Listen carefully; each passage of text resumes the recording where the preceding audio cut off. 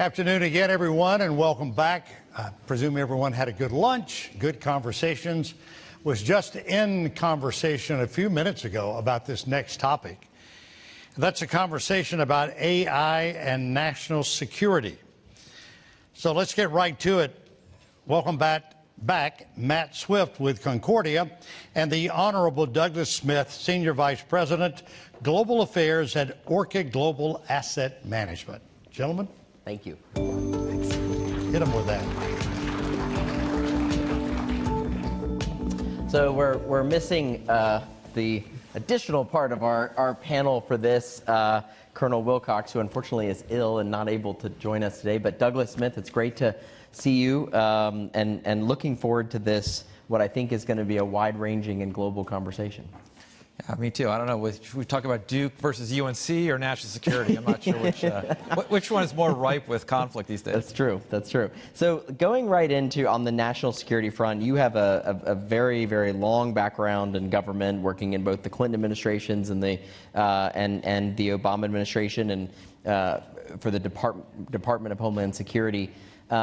We've talked. There's an underlying theme in all the different sessions that we've talked about, I think, today, which is just what's been happening in the world, the rapid speed by which things are changing, the impact of artificial intelligence on society. But of course, you can't have that conversation without also talking about national security. If you can frame for us a bit what you see happening at the intersection of artificial intelligence and national security policy today. I think it's a great question. It kind of reminds me of, when we were all in school, we learned about Moore's Law and the speed at which technology evolves. In 1993, I was a young aide working in the Clinton White House, and our entire lives revolved around the evening news. Like, that was it. There was no Twitter. Cell phones were barely just out. And things seemed to move a lot slower. And as we've watched over the years, fast forwarding to what is currently going on in the Middle East, the role of tech in the private sector and how they have interspersed into everything that's going on in the national security battlefront. Matt and I were talking earlier about Ukraine and the huge amounts of the reason that Ukraine has been able to hold Russia off and in fact make progress against them is through the technology assistance from U.S. companies, Palantir, Starlink, other companies like that have allowed Ukraine to stay not only competitive, but go on the forward-leaning foot. And it's something that has changed everything. I mean, brute force is still critically important. We saw that with the carrier groups moving into the Gulf in the last few weeks. But without the technology engaged, and this is the giant but, and this is a lot from my old life, technology only gets you sort of most of the way. You have to figure out then how to operationalize it and to put it into action. And I think that is this delicate balance that the U.S. military, the intel services are navigating their way through right now. And in our kind of battle with our adversaries in cyberspace, whether it's China, Russian hackers out of Iran, that's the arms race, like how to not only collect that data, but then figure out how to better to operationalize it. But let's take a step back, because there's something you said that's pretty extraordinary. The successful ability of Ukraine to hold back, to push back the invasion from Russia is in many ways or essentially due to the technology provided by U.S. corporations. I would say a huge part of it. I think the data analytics that Palantir has brought to the battlefront is the game changer. It is what has allowed Ukraine to be able to do so much of what they've done. Now, the last mile is to operationalize it, and that is the U.S. warfighter. The U.S. warfighter helping to, through our allies in Europe, train the Ukrainian fighter to then take that data and operationalize it. But it's been a massive, massive lift to what Ukraine has been able to do. So let's dissect, though, that relationship a little bit between the company, U.S. government, and the Ukrainian government. Can you break down what that dynamic looks like? Yeah, I mean, as you know, we have not, triggered, NATO into actually a direct combatant within theater. So the way it's worked is a U.S. company, under contract to the Ukrainian government, is providing a huge amount of data analytical lift. This data is collected, is analyzed. U.S. warfighters outside of Ukraine, to be clear, are then training their European counterparts as to how to operationalize, who then train the Ukrainian warfighter to execute on it. Now, sounds complicated. It's happening in real time. It's happening very quickly. But that is, as we saw in the early parts of the war, how Ukraine was able to spring back so quickly. I mean, they should have been massively overrun. I mean, Russia had them 10-1. But the unbelievable speed at which these U.S. companies' technology was able to identify war game for them, predetermined threat targets, and then execute on it is what changed the battlefield. What is the challenge that you think that we face in terms of the ability and power that puts to a private sector executive of one of these companies? And how does that then impact, for instance, U.S. foreign policy and defense policy? I mean, a huge way. I mean, we've all heard about the role of Starlink in the Ukraine theater, and now we're seeing in the Middle East, and that's a private company. I mean, Elon Musk can dial it up, dial it back. He gets to pick winners and losers. He potentially can. I think the U.S. government and the people that use his service have a decent amount of say. There's stuff that definitely happens behind the scenes that no one's talking to us about. But yeah, it's a private company, and Starlink has proven to be, much like Palantir in the Ukraine theater, a massive game changer. So what is it what needs to happen in your view, especially going back to your experience at the Department of Homeland Security?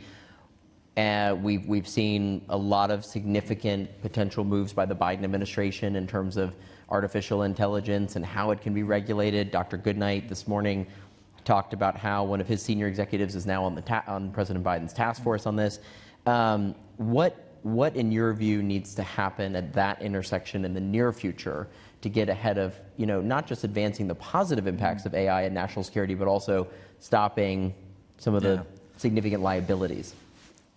Yeah, I think there are three sort of key parts, and I think a lot of your earlier speakers have addressed this.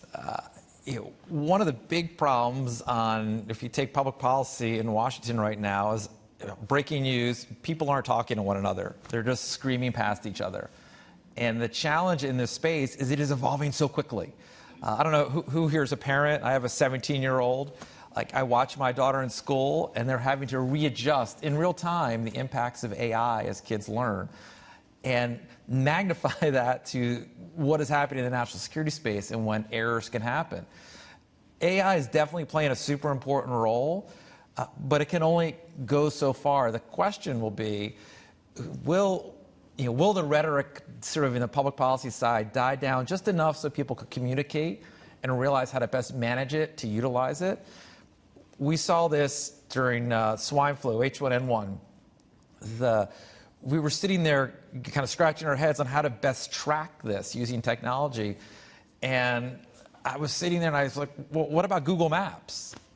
And everyone kind of laughed at me. And so we called up Google. I was like, oh yeah, we have all the data. We could share it with you.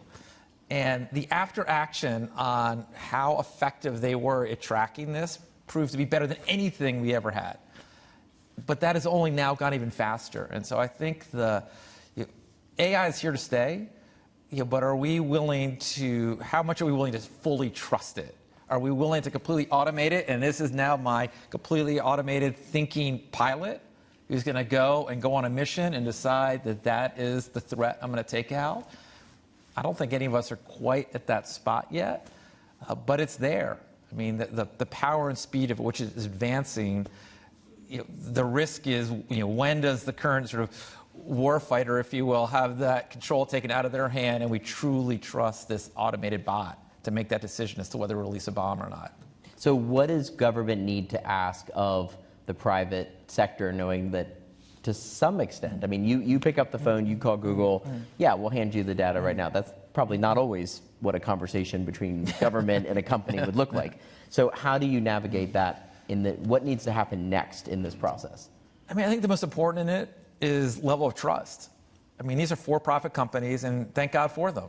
I mean, without them, we wouldn't have all sorts of things. We wouldn't have our fancy iPhones. We wouldn't have our great cars. I mean, we need the innovation, and we need to support that. Here we are at Research Triangle. We need to do everything we possibly can to support and protect intellectual property coming out of the U.S.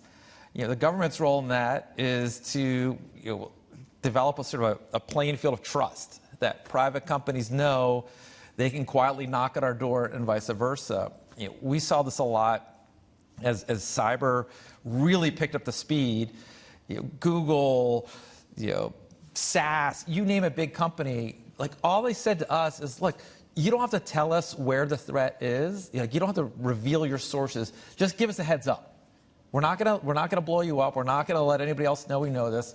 And to your point, Matt, that trust, that's the bottom line of all this in business and all these things. And if U.S. interests and the U.S. government, you sort of can't come together and trust each other to quietly work behind the scenes to the better good, we won't solve it. What's the impact of our politics on that dynamic? Staggering. The people are the game of gotcha has exponentialized, gone faster.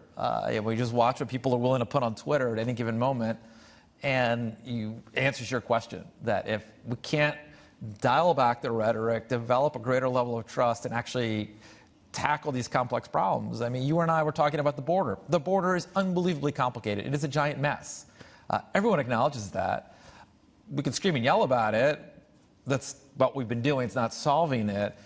But the level, like the role of technology in securing the border, the level of things that need to happen is incredibly complex. And that if we can't lower that rhetoric, our national security will only suffer. Shifting away from, we've talked about Ukraine. Is there anything more you'd want to say on Ukraine before we move to Israel? Oh, that's an easy, no, I mean, look, I think Ukraine is, let's watch and see. I mean, I think all this stuff is intertwined right now. Not to be a conspiracy theorist, but one of the single biggest benefactors of the crisis right now going on in Israel and Gaza is Russia. Because we're not paying attention, eyes off the ball. People aren't focused on continuing the funding to support Ukraine in their battle against Russia. So, I think they've done an unbelievable job against all odds. It's a delicate tipping point right now. Winter is upon them. The offense is slowed. So we'll have to see what happens through the winter months. But the longer and more intense the current crisis in the Middle East goes, the more worried I am about Ukraine. Shifting to the Middle East, though, you spent a lot of time in your career in Israel. Talk a little bit about what happened 30 days ago, or 1 month ago, your review of the response thus far, and the role that, is there a similar dynamic with private companies to what they're supporting in Ukraine to potentially what they're also doing in Israel?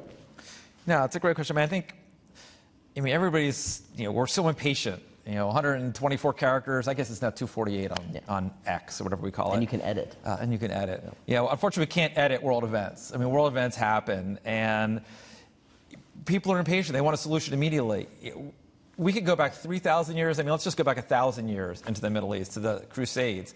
But we've been struggling with a solution to challenging problems in the region for 1,000+ years. And what happened with 3 weeks ago, not 3 weeks ago, tragic. I don't think anyone can deny that. I mean, it was a massive wake-up call. Realists would say it was inevitable. I mean, the escalation within the region, the rhetoric. We see a prime minister there who has become an extremist. I mean, things sort of bubbled over to this insane boiling point. And I'd like to say, give it 2 more weeks and we'll die down. I think we're looking at a situation in the Middle East that is the worst that I can remember. And there are many fingers to point. It's no longer a two-front war. This isn't Israel against Hamas. I mean, there is Iranian influence, Russian influence, the Houthi rebels, what they're doing from the south. This is a unbelievably complex situation.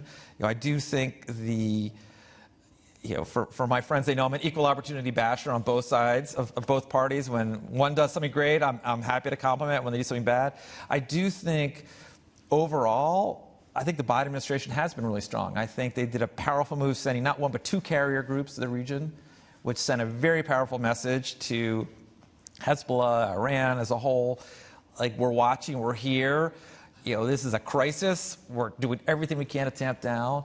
I think the fact that Secretary Blinken has just taken up residence in the Middle East, I think it was unbelievably brave and pragmatic to go to Iraq yesterday, day before.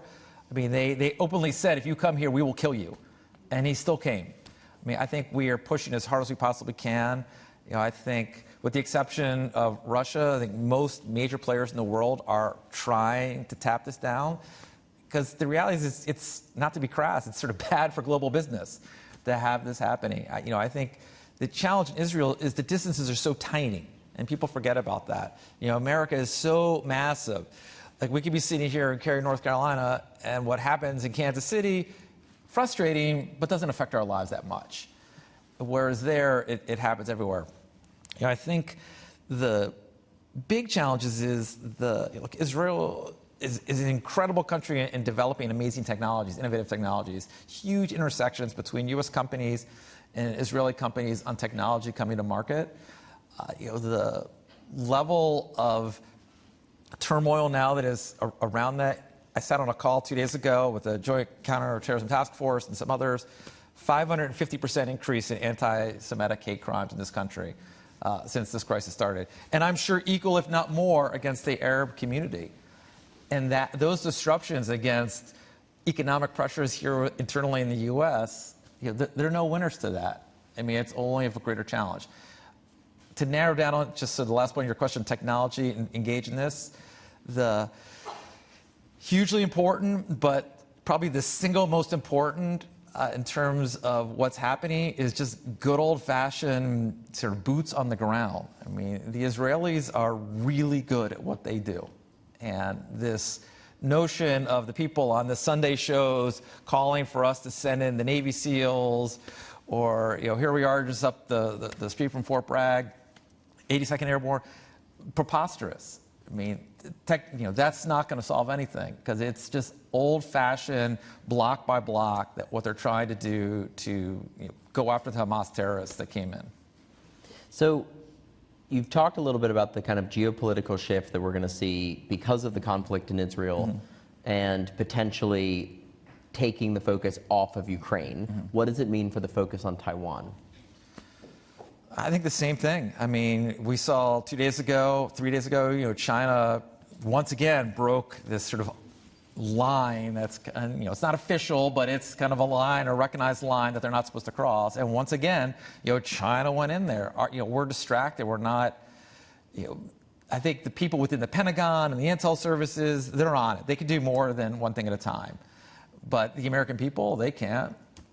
We're very distracted, and we're seeing all attention is on the crisis in the Middle East right now, and Taiwan's a real issue. And every single person in this room has an iPhone, a car with, I just bought a new car that has 220 chips in it.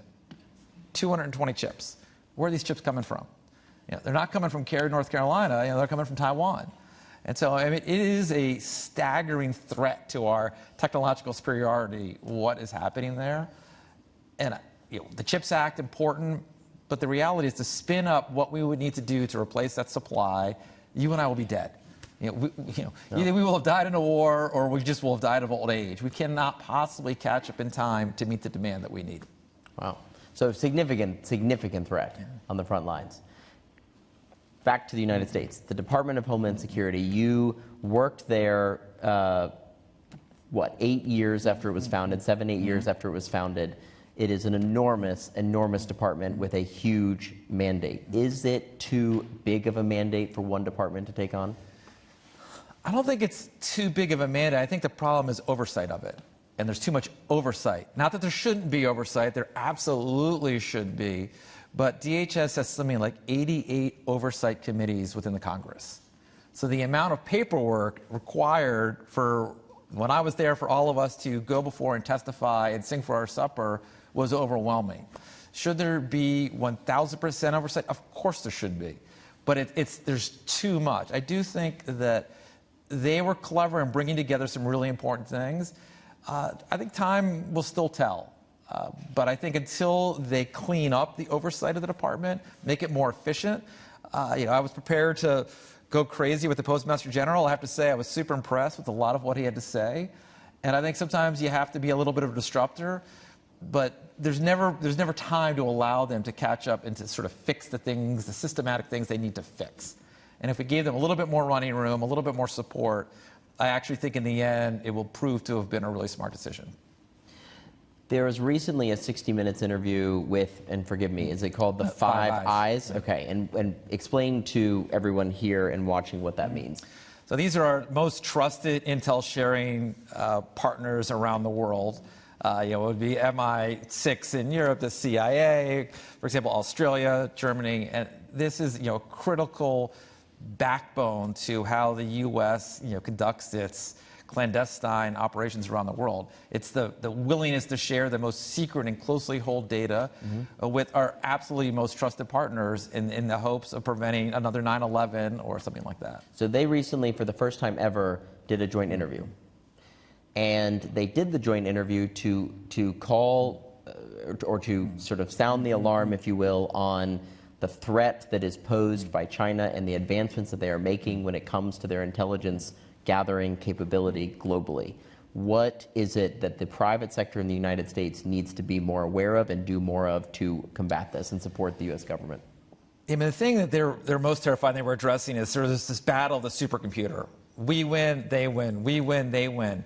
The next front on that is the operationalizing of the data that they're collecting. China, through their Belt and Road project throughout the world, has done an amazing job. We saw this in New York. They had a clandestine police station in the city of New York that we did find out and arrest them and deported them. But the thing they're most concerned about, and where kind of U.S. innovation needs to play such an active role, is ensuring that we're doing everything we can to support STEM education. Here we are in Research Triangle. Once again, bring it back here. We need to make sure that these kids graduating from UNC, from Duke, are inspired to go into public service, to support the innovations that the military is going to need, that our intelligence services is going to need, because it is going at leaps and bounds that speed. And that is what I think they're most scared of, is that we still have superiority, but the question is for how long. And if we can't figure out a way, to once again re-inspire, engage sort of the next generation of leaders in this country to really be a part of it, we're going to lose out. Dr. Smith, thank you very, very much for your thoughts and perspective for this important day. Thank you. Thanks, my friend.